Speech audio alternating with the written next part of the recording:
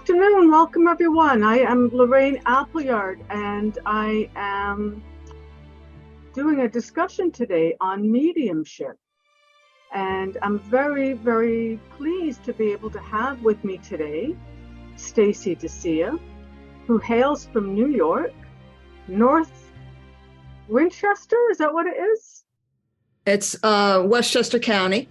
Westchester County. Thank you very much. So I have with me today the lovely Stacey Decea, who is a medium. And when I think about mediumship and integrity, I want to be able to say that I know that Stacey embodies integrity with her mediumship. And I know that Stacey is not only a great medium, but a wonderful teacher, because she embodies these really the essence of what I believe mediumship is all about, which is devotion to spirit and learning how to be able to be ethical in service to spirit. So without any further ado, I'd like to be able to say, welcome, Stacey, and thank you for joining me today. Well, thank you, Lorraine. I just want to, the introduction was lovely, so thank you for that. We met, I was thinking back, I can't remember like when we met. It has to be like maybe 2014, years and years ago. And we were, for me, I was just at the beginning of it all. So it was wonderful to meet you and the engagement we had. We had a book club back then. That was wonderful too. Yeah, it was wonderful and it was lovely. And it was great to meet, I was meeting mediums from different parts of the world. You're in Canada, I'm in New York. It was really, really so nice. And I really appreciate the whole commentary about my integrity and all that. That means an awful lot to me. Well, Stacey, you mentioned the book club, and honestly, it's been a while and I had almost forgotten that. But I will say that with the advent of the internet, with technology, and with Facebook, with social media, yes, it really did provide an opportunity for like-minded people to connect, right? And grow. Yeah. It opened up a world for me, particularly. When mediumship began for me, I was just a wife and mother working part-time. It came to me later in my life, and I was desperate to find a community of people.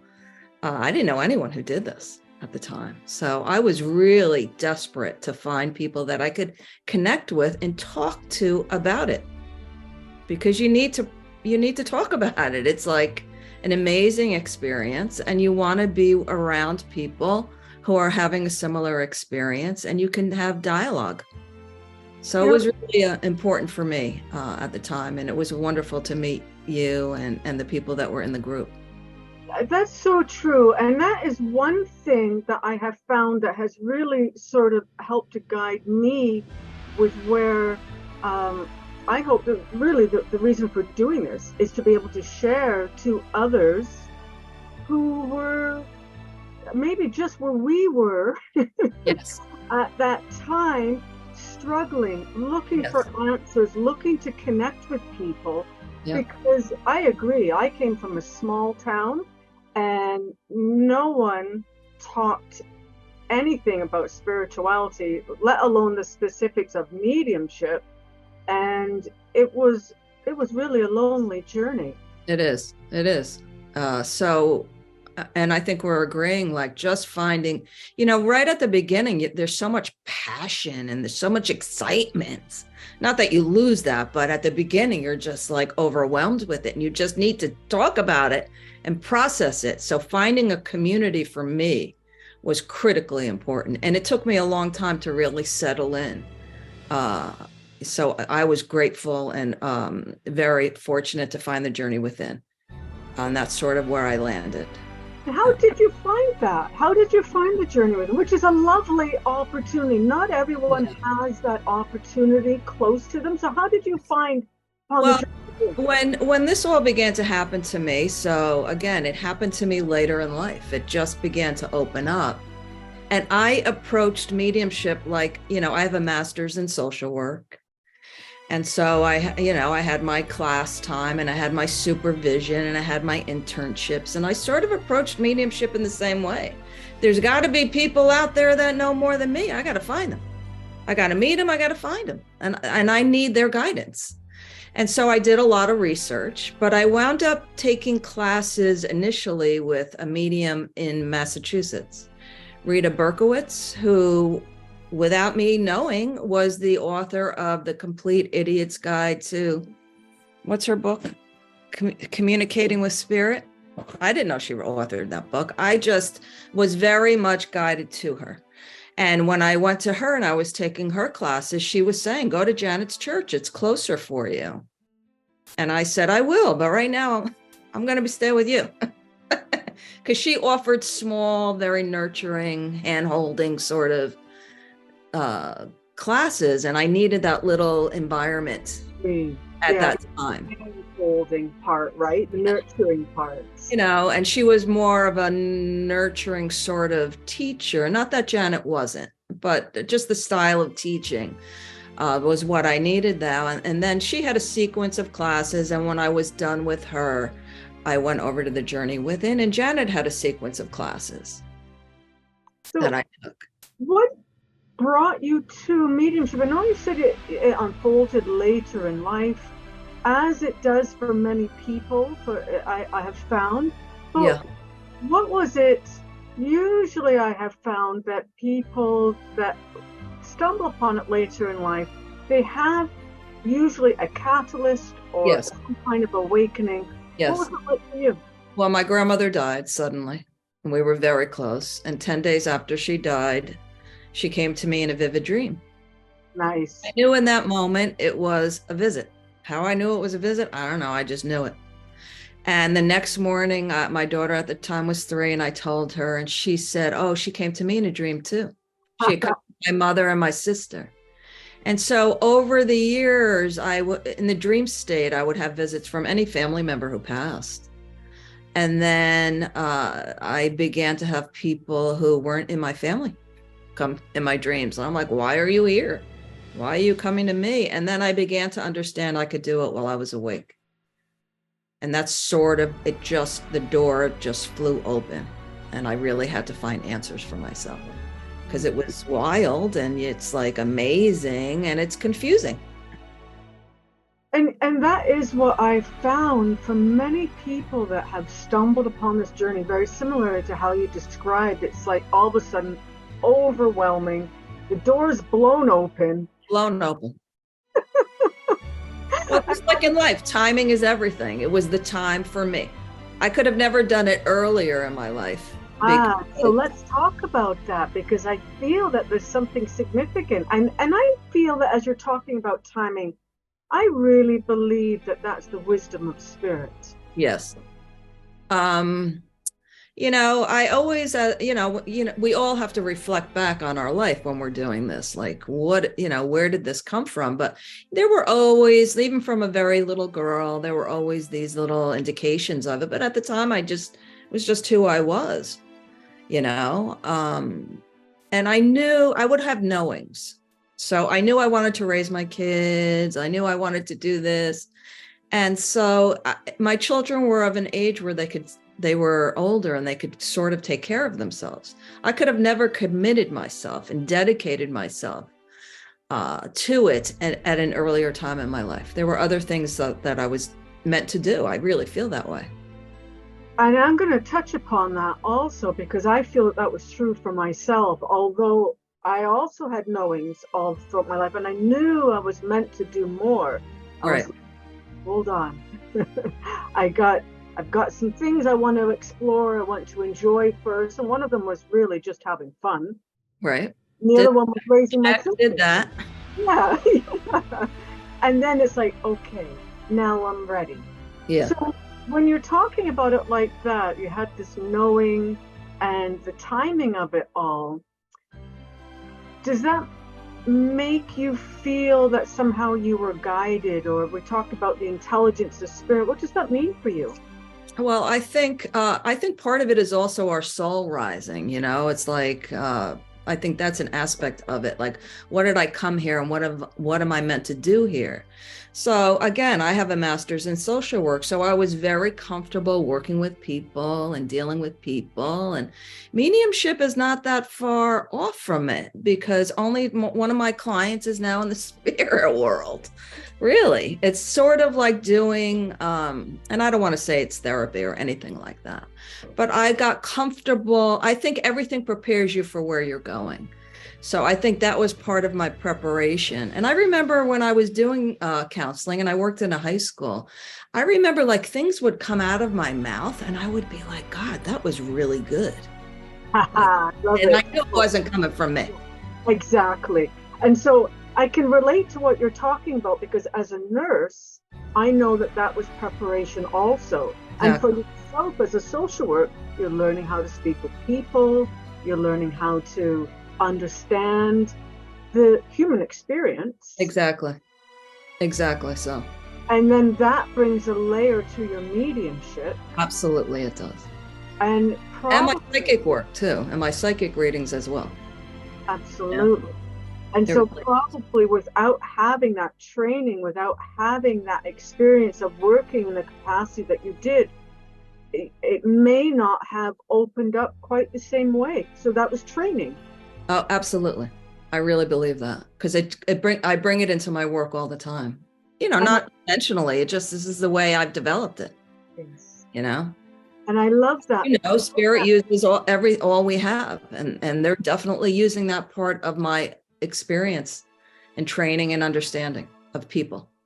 So what that also tells me, though, is that for someone else that may be at some earlier on in the journey, perhaps, and they're in this work experience and they're thinking, but I really want to do this, or I really feel guided to do some different sorts of work, they might be able to understand it, that it's all serving a purpose. Yes. In an ideal situation, yeah, it is for them. Whether it's a good experience or, you know, we have to, I believe like life is like that. It's all leading us to where we're meant to go. So, yeah, I think, you know, spirit uses all of our experiences, even on a day-to-day basis. You know, you may be like, why am I looking at that? Why am I noticing that? Why is that something, like, why am I conscious of that? And then, you know, and I'll give you an example of this. And then, you know, 2 days later, you're doing a reading and it comes into the reading.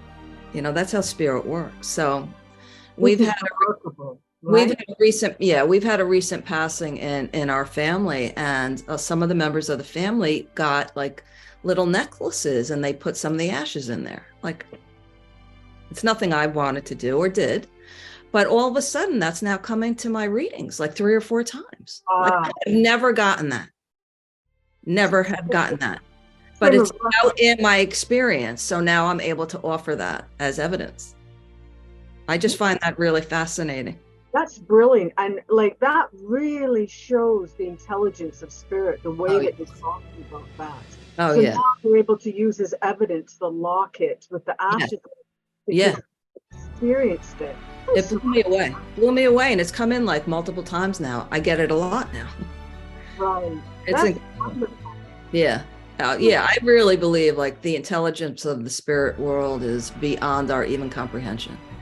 I think our mediumship, we're only scratching the surface of what we can possibly understand or tap into. I love that, and I agree with you completely. Now, you talked a little bit about the soul rising and being here for a purpose, being here for a reason.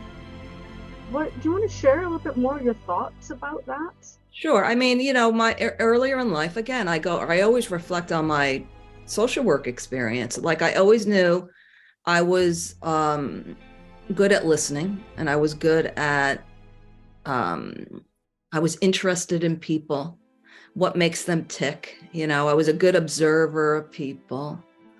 So I wanted to help people. And so that's sort of the path I took. I started psychology. I went into social work, and I did that for like 10 years. And then I had my children. So it was always like being of service and trying to touch people and help people in some way. So it was very so when this happened, it was a very comfortable transition, although I had to deal with a lot of my own insecurities and feelings. It brings up your own stuff, and so I had to address some of that and work through some of that. But I think, again, if I would have tried to do it at an earlier time, I would not have been able to make the wholehearted commitment to it. I just wouldn't have been able to balance my work life sort of, balance. I wouldn't have been able to do it, because I was a stay-at-home mom, and I knew that's what I wanted to do. And so for me, it came at just the right time where I could say, yes, I'll do this. Yes, I will go there. Yes, I will commit myself. It's a dedication that I would have never been able to offer to it at an earlier time in my life. But I just love the way that you just described that, because I do believe that there are probably individuals that are listening to this that might really relate to that timing, that this is perhaps a goal, or they have some other goals to achieve that they wish to achieve, but it's the timing. Yep. And understanding that there's a time for everything, and it all does serve a purpose. I feel that that's key. It does. And I think if we could just let go of our need to control, sometimes we're not going to understand it in a way that, in a good way, you just sort of surrender to it and trust it, all right, I'll say yes. Like, I just had so many things happen early on that were like so crazy to me, and I just kept stepping into it. Yeah, I'll go. Yes, I'll do. Yes. And you don't understand it. You're sort of on the ride of it. And that, to me, I feel people could also just sort of apply that experience to life in general, in terms of having faith that you're being guided, to trust, right? That it serves a purpose. Yeah, it's hard. I think, for me, I was an older person. I had life experience.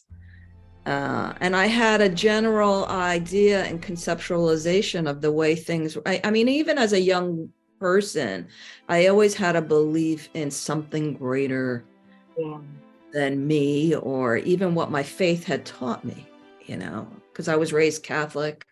It didn't align with me at all. But I always sort of just had a sense of there's a greater plan out there. And I found it fascinating and interesting, even as a young girl. So, and I love that. I love that you're sharing this story, because I am sure that it will connect with a lot of people. But what I just really connected with is, you're talking about this knowing, you're talking about this feeling in your soul that there's something greater than what meets the eye, this understanding that there's a purpose to it all, and that perhaps some of the religious teachings that you've experienced just didn't align with what you felt in your soul. Yes. And I feel that as we're talking about this, that could also help others understand, because I believe there are a lot of people that are looking to have faith, or looking to have an understanding of what it is that's greater than themselves, but religion doesn't serve that. But what, to me, you're talking about is learning to trust your soul, learning to tune into the guidance of your soul. Yes. And I always sort of had that, even from a little girl. I don't know. I think I came into this life with that sort of understanding, because even as a little girl, I used to be like, how do I have an awareness of this? Even as a little girl, I would be it's not from my life experience necessarily. Like, I just had a sense of things. Yes.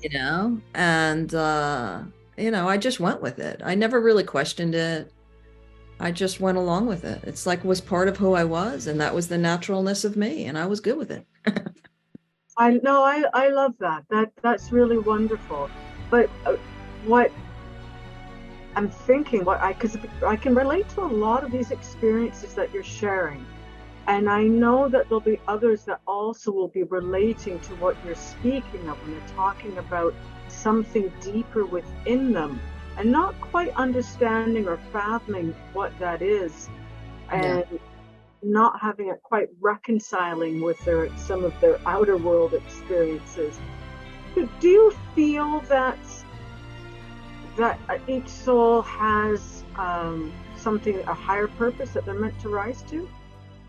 I think that everyone has a purpose here, whether they can, have an understanding of it or fulfill it. That's a whole nother conversation. Yes. Okay. I do want to mention, like, when I was young, I may have had all of that deep thinking, but I was also lived in a great state of fear. A little girl. I was very afraid a lot, And so what do you feel? Because I also can relate about that feeling of fear. So let's just talk about that. What do you feel that fear was about? Well, for me, it was boogeyman. It was sensing something outside of me. And, maybe I was tapping into an energetic thing. I don't know, but I was afraid. I was shy. I was afraid. The dark scared me, a lot. So I got to a point, maybe around 13, I was tired of being afraid. I didn't want to be afraid anymore. So I put myself in situations where I had to face my fears, like of the dark. Like I was afraid in the dark a lot. So I forced myself to move through it. And I reflect on that, intentionally facing my fears and moving through it. When I began mediumship and I had to face my fears there. So I like to use the acronym for fear as FEAR, and probably as a social worker, you've heard this acronym before, as false evidence appearing real. And I like the way that you talked about meeting your fears, because let's face it, we all have these experiences of fear, and then it's a matter of learning how to move past those boundaries. You have to move through it all, face it and move through it. And I knew I had done it as a younger person, but it's more of my fear of not being good enough, my fear of not doing well, my fear of not being worthy. It's all of these sort of internal places that you go to as you work through your mediumship. I don't think it's unique to me. Right. Just really getting onto the other end of that and working through it. And so that becomes a lot of what they talk about personal work, personal development, right? And exactly. we could understand that some of that relates to the human condition also. Exactly. So and who you are, we all come into this life with a certain personality, and and you have to work with who you are. And so it brought up a lot of that for me. I really wanted to be good at it. And right. I knew I had the capability to be good at it. In some way, I just knew it. And I just had to work, get on the other end of it. But it took me years to really maneuver through all of that self-doubt.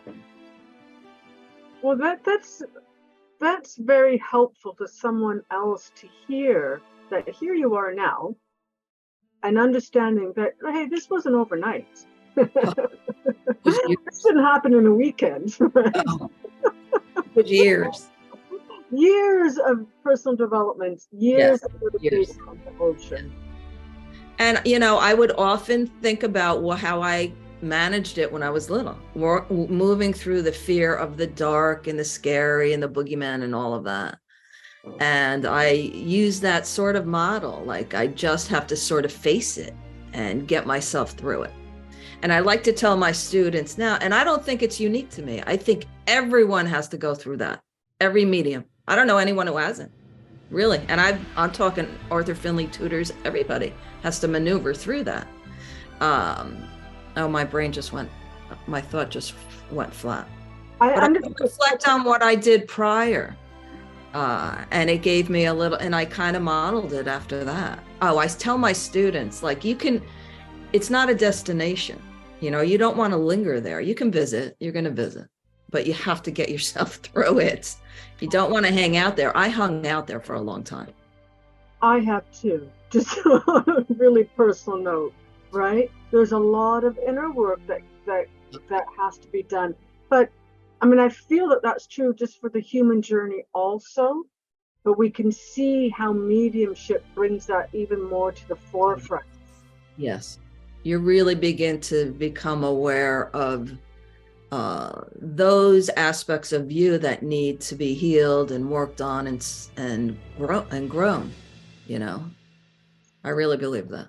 And I feel, as you're talking about this, the purpose of that is to, to work on those shadowy aspects of ourselves, is to really be able to be that clear channel for spirit, so that we're not putting any of our own stuff into the reading. Exactly. To be the best that we are capable of being each and every opportunity. And that comes with dedication, right? Yeah. I mean, there are going to be days, but, in general, I'll just tell you that Janet used to say, you should be able to do this with a freight train coming at you. And I remember thinking, well, how can you do that? But now I get it. When you're secure in yourself, in your work, you can do it despite anything. Despite any distractions, eh? Yes. So you've mentioned Janet a number of times, and I know that Janet has been a really instrumental for mediumship, for teaching, for spiritualism. Yes. Tell me what that was like, working with Janet, being trained by her. What was that like for you? First of all, I had the opportunity to train with her, but I also had the incredible opportunity to find a community at the Inn, which is what, again, I needed it, because I was like a lone person. I didn't know anybody. So, and she had a closed Monday night group that I did probably for like 6.5 years. And so because it's closed, it's this safe space. And she really, that part of it, I needed this safe, trusting place where I developed incredible relationships with other mediums. And no one else really offered anything like that. So it was like the beginning of September, and we would end at the end of June, and it was every Monday night. And so her training would build upon itself. It wasn't like a 3-day intensive. It was like these little building blocks that she would offer us, and it was amazing. So you were working on something, whatever it is. And I'll give an example, but it would be over months and years. So we began platform work, and she would group us in threes. Maybe there were 20 something of us. So we were in groups of threes. We did that for months. Right. And then we went to fives. Went to fives, and then we went to like 10, and then she cut us in half, and this is over a year and a half. And then she would fill the church with the audience, and we had and she would videotape us, and we'd get feedback. So it was really a wonderful way of nurturing us in small little incremental steps, and it built upon itself, and it was great. It was amazing. And always with the focus of this, the power, always sitting in the power. We were offered sitting in the cabinet. She had cabinets. We would do that work. And again, it was just being with the same group every week. You just could be vulnerable, and you could take risks. And it was amazing. No one else really offers anything like that. And I was so thrilled I couldn't wait. And now let me add, I would drive an hour on Monday night and an hour home every Monday night. I couldn't wait to get in the car. It was incredible. And you were with her, and then, and her tutors. So the people she brought up, that she guided and taught. And it was amazing. You could just sit there and listen to her talk for the whole hour and a half. I would be happy to. So when you speak about Janet, and you've shared a lot about how she structured her classes, which sounds really very wonderful. What were some of the most significant, like when you think of her, when you remember her, what sayings comes to your mind that she would say that strike you? I'll give you an example. First of all, she had these nuggets of wisdom that were incredible. So one of them would be this freight train. Like she would have all of these sayings, and it's until you grow into yourself as a medium that you understand it for yourself. Because that's really important. Everyone can tell you a lot of stuff, but you have to come to an understanding for yourself within the work. So the freight train one is one I would remember being like, but then I had a couple of experiences, like I broke ribs in my back, and the next day I had a reading. And I remember thinking, like, should I do this reading? And I kept feeling secure, like, you should do it. And I did it. And for that hour, I didn't feel anything. And the date was really important for that family. It was really important. Another one is she would always say, we stand on the shoulders of those who come before us.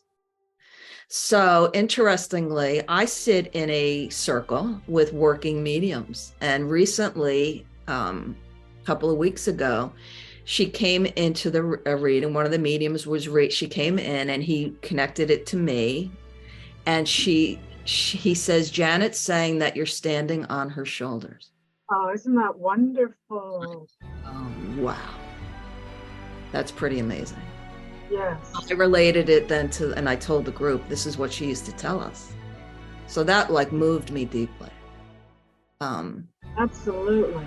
Is also really, when you think about that, that's very evidential in itself. Yes. Because I said to him, how did you know it was her? Like, because he was seeing her, and he felt like moved to connect with me. It was interesting, but just to hear that, I was like, oh, that's what she used to say. She had so many ones, I can't even isolate anymore. Like her knowledge and her understanding of things was so grand. And she really had a faith in each and every one of us. She really did. That's wonderful. And her attitude was, just have fun. Just have fun with it. We put so much pressure on ourselves. Right? I think that's really something that has a tendency to hold a lot of developing mediums back, is that they put too much pressure on themselves and not having too much pressure to be so accurate and to get so, there's more to mediumship than just getting your yeses. There really is. Yeah. So when you think about that, so just what would you say other important aspects are about mediumship other than just the yeses? Well, I think the manner in which we present our information is really, really important, in a sensitive, compassionate, and caring way. Just because we don't have to always give what we get. Our understanding isn't necessarily to be shared, especially with trauma or difficult passings or, stuff of that nature. I think the way we present is equally as important than getting than the giving of the evidence. How we give it, how we express it is equally important, I think. And that must be difficult in itself to learn, or take time to learn how to discern that. Would you agree? Yeah, I think language, if you ever have the opportunity, Lynn Probert teaches this. She's always about the language we use and how we express ourselves. It's really, really important. So yeah, it took me time because, early on, now, if we reflect back on my conversation about being a social worker, right? You're dealing with people who are in difficult situations. And so I can go into those dark, difficult places in mediumship very quickly. My mind just can go there very quick. For others, they may never tap into that. But for me, I can go there. And part of my learning with myself has been to sort of balance that dark sort of places that I can go to quick with lighter, and balance a reading so that it's not so heavy. And that's something I had to learn. and I learned that at the Journey Within, and I'll give you the example. As I said, Janet would fill the church with people, and you would get up there in front of the people on the platform. And I remember I brought through a young man, and it was a drug overdose, I believe, and his mother was in the audience, and I was getting a lot, like for me, I'm getting a lot of yeses. I'm doing good, right? I'm a young medium at this point. And all of my feedback I got was too dark. Oh. I'm like, what do you mean? I'm getting all yeses, like, because I can go into family dynamics. I can get all of that kind of stuff. And all my feedback was too dark. So it took me a very long time to come to an understanding of having to balance it, because just because you can get it doesn't mean you have to sort of find a way to balance a reading so it's not so heavy and dark, because the healing is in the balance. It's in the lightness as well. And you know what I had learned through that, because also myself too, like from working as a nurse, I can go into some of that darkness really easily. And the dynamics also. And I've been told that, you're making spirit relive this when you're going into some of the darkness of the story, that the spirit person's reliving it also. Well, I think it's more, we don't want to have our sitter relive it. I think the spirit person is giving us this information almost so that we have an understanding of what we're dealing with, that we don't have to give a match description of this stuff. We don't want to ever have our sitter relive any kind of trauma. So I work a lot with moms who have lost sons and daughters. And I found it really interesting at the beginning of my work that very little did I ever go into the passing. I just wasn't brought there. It was always to bring me back to memories of when they're little. When mom was like, things were, because often, there are many overdoses, and, there's tragedy in these passings. These are young people. But I found it so fascinating, because aren't we taught, cause of passing, man, woman, young or old, how'd they die? And I wasn't brought there, and I didn't go looking for it. I was being brought back to memories when they were close, and to validate mom's a good mom, and they were so special, and they were just the mom I needed. This is the communication I was getting. But I may have an understanding of the passing, but I just didn't go into the depths or the understanding as I may in other situations. And it really was very telling to me. Like, we never want our sitter to have to relive something difficult. So I don't necessarily, I think it's more for our understanding of things, for our sensitivity, that we may come to an awareness of it. That's how I think about it. I like the way that you framed that, and I will agree that we're talking about the healing aspect of. I know Janet Nahavik would also say to paint them back to life. Yes. So when you share those memories for a moment, the sitter, the recipient, is able to relive that and have them to feel it again. Exactly. Yeah. And that becomes. You could also say you want to wear them like a coat. Yes. Right. And which is all of that, right? All of the memories, all of the beautiful moments, and everything, embody all of them, which is so those are really, that's a really good thing to keep in the forefront of your mind, wearing them like a coat. I like that. Yeah. And it becomes very healing then. So that was the point of my feedback. Like, where's the healing? So in other words, just because on the platform, I thought I did a great job. I got all yeses. What do you mean this is too dark? Like, I was getting yeses, but I was a young medium. I didn't quite understand it. Now I get it.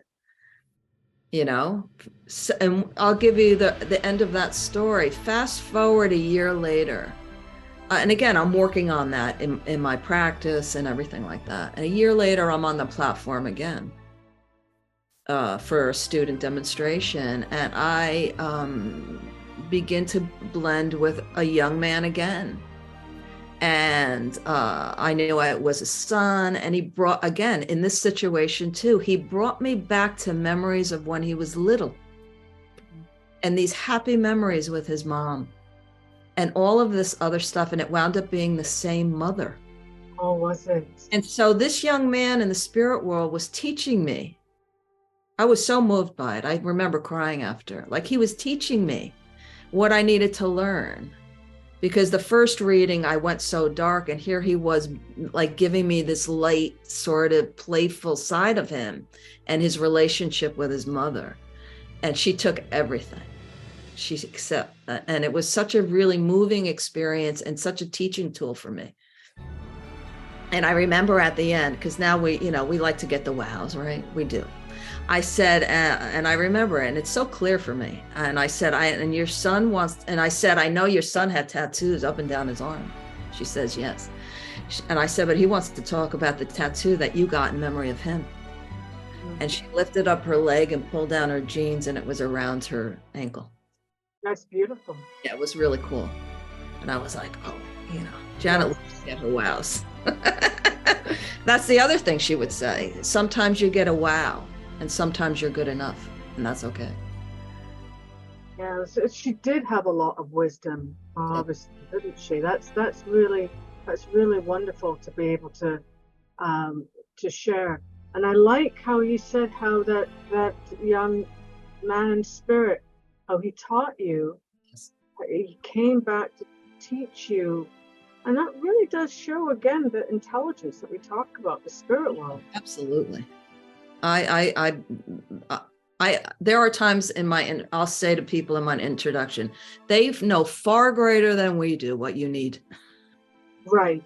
You just have to, just open yourself up to it. And I don't know why I don't say that every time, but sometimes I just say it because the person may need to hear it. I don't know. Again, I let go and I just do. Well, that talks about what you're saying, like before, about words just come out of your mouth. You don't know why you're saying them. Yep.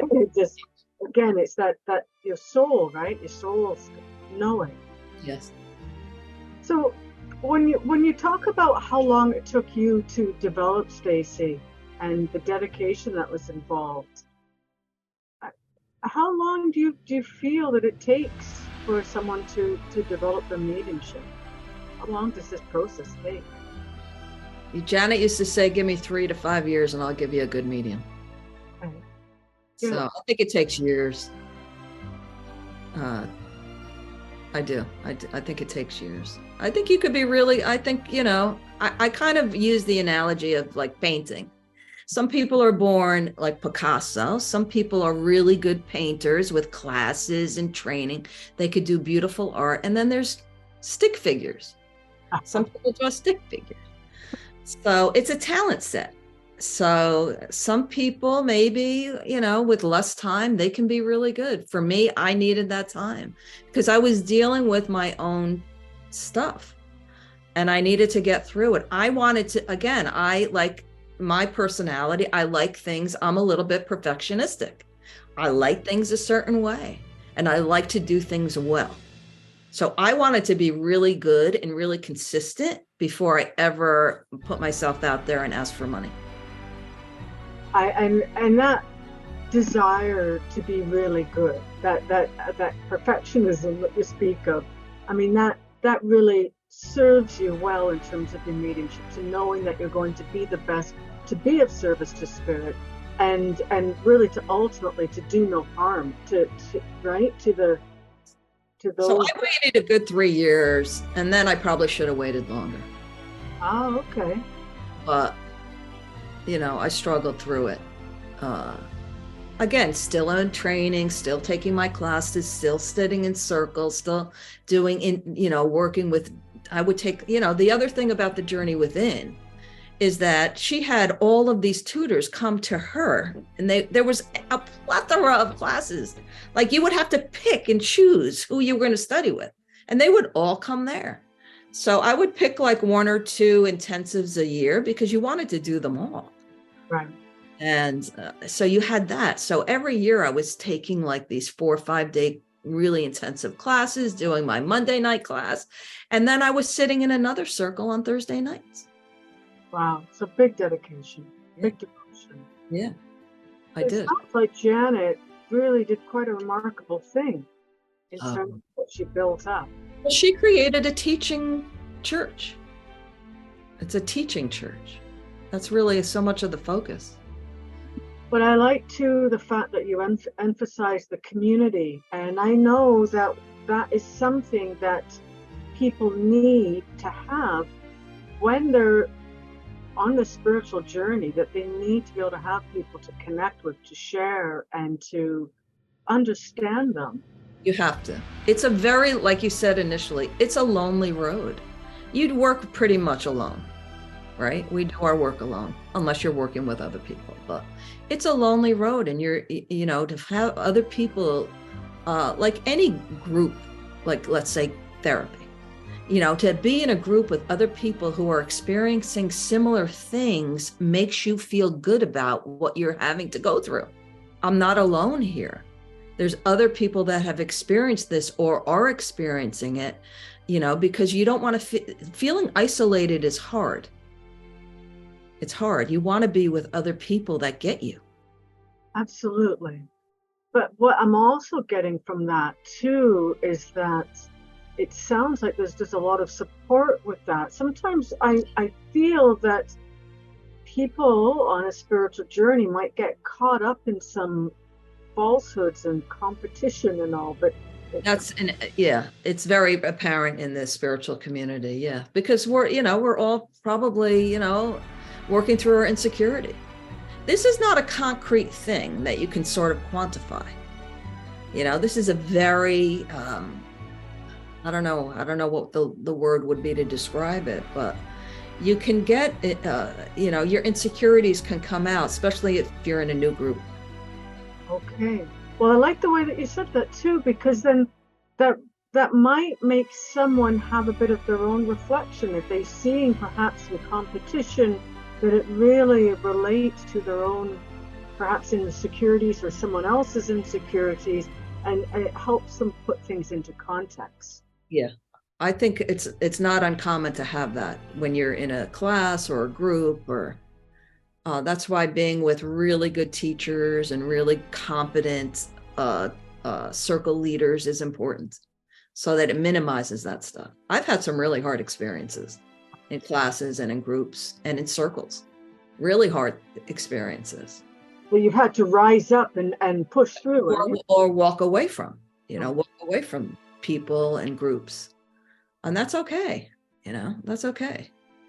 But there is that, because I think, we're dealing with people, and people have insecurities, and there's alpha dogs, no matter where, in what walk of life you're going to find yourself. It's the nature of the human condition that there's some people who are more competitive, more people who are, more domineering, more people who are insecure.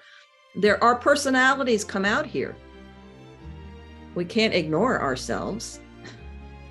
True. That's true. We are this vessel, right? Yes. Yeah, we are this vessel. So if you have the self-awareness, all right, that's happening here, and not get caught up in it, that's all right. It'll settle down.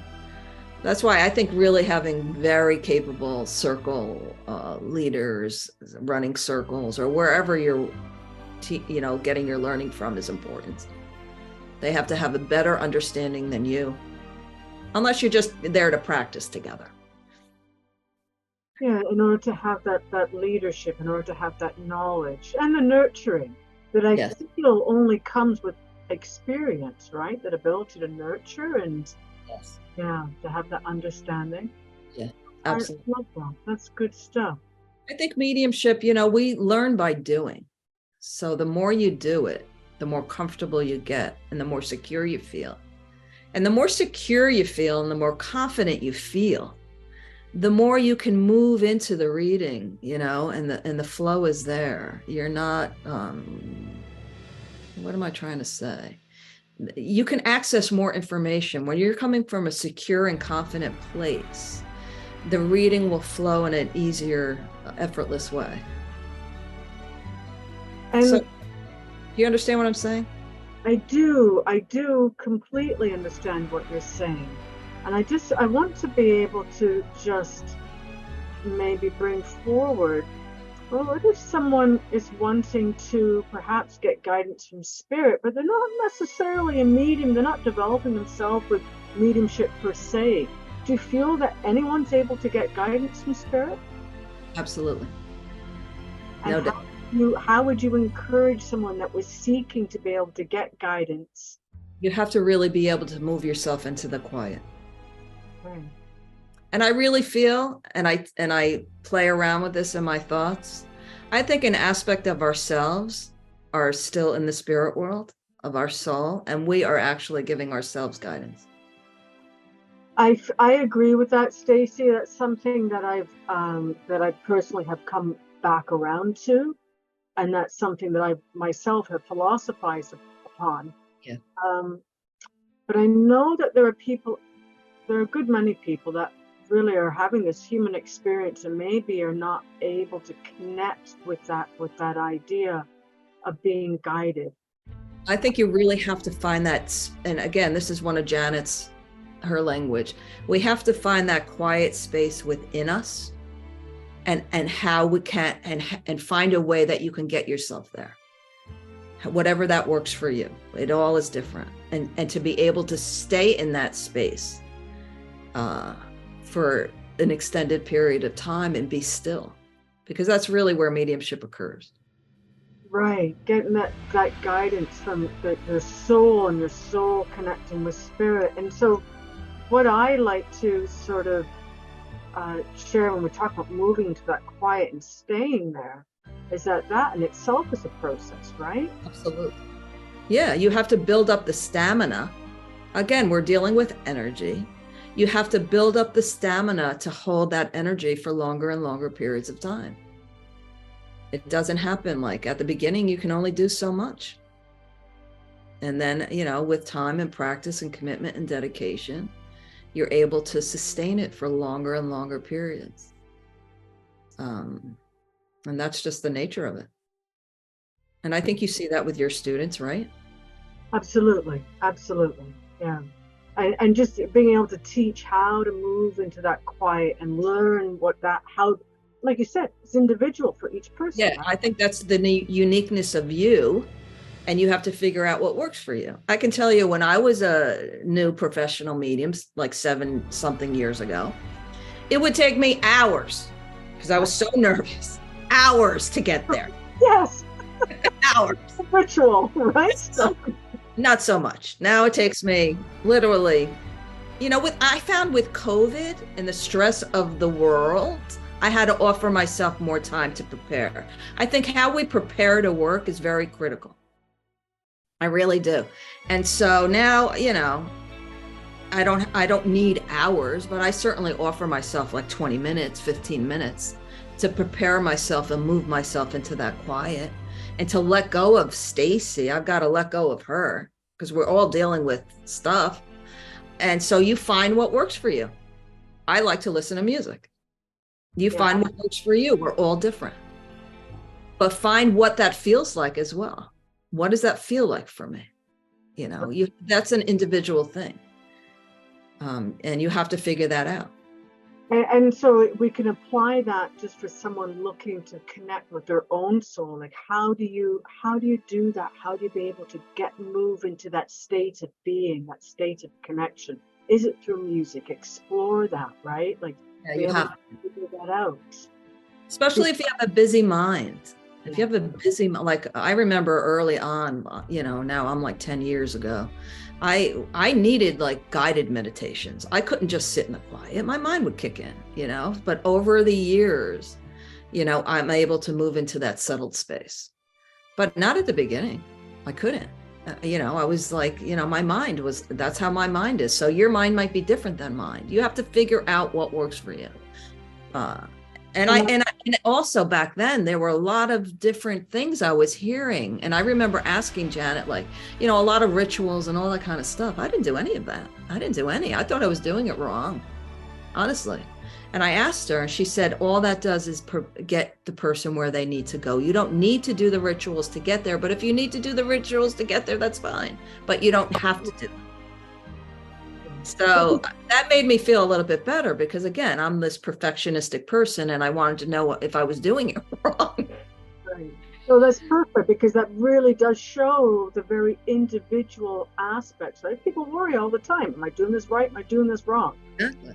And really all we need to do, and if you've ever studied with Mavis, you know, all you are is shifting. It's within a second you're there. And I'll never forget one of these, you know, when we went on, when the journey went on to Zoom and we were doing our Monday night class on Zoom. And so she was doing the demonstrations on Zoom, and gosh, we got hundreds of people then.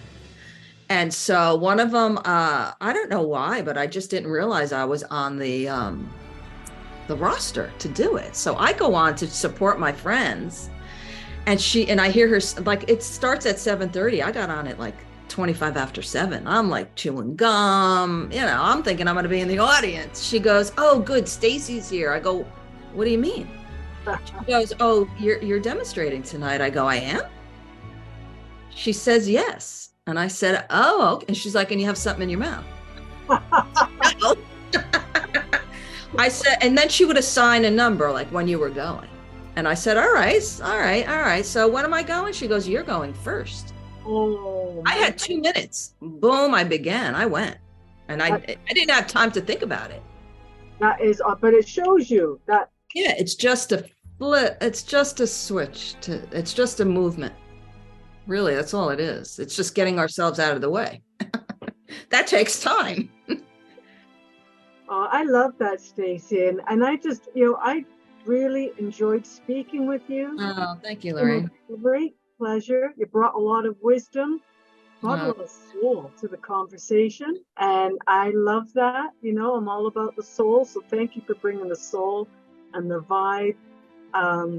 It really is a pleasure. And I know that you are absolutely dedicated and, like I said before in the beginning, embody the ethics and discipline of mediumship.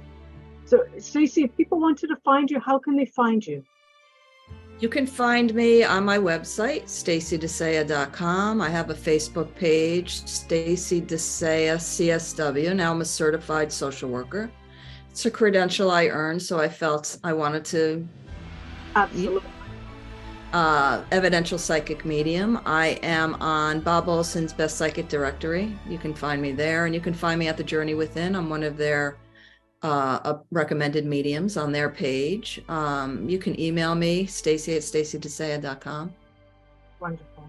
So thank you, Lorraine. Thank you again, Stacey, so much for the opportunity to talk with you. I've really enjoyed it, and I hope to be able to speak to you again soon in the future. Oh, I hope so too. It was a pleasure seeing you again and being with you again, and I appreciate the opportunity.